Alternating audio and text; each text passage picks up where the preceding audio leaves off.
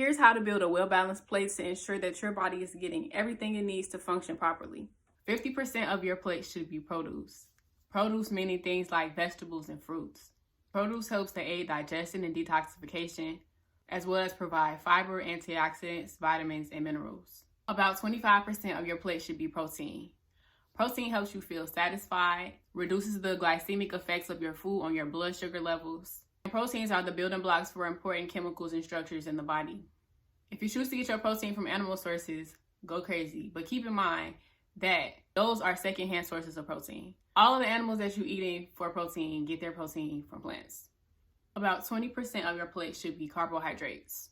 Carbs provide a steady energy source for the body with minimal effect on blood sugar levels.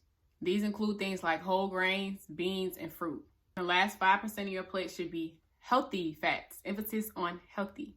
Healthy fats help the body to absorb fat-soluble nutrients and are the building blocks for hormones, cholesterol, and other essential compounds. For an extensive list on plant-based foods that fit under each category of this balanced plate, make sure you check out the link in our bio or go to BennyBeautyByBree.com to get your plant-based eating for beginners ebook.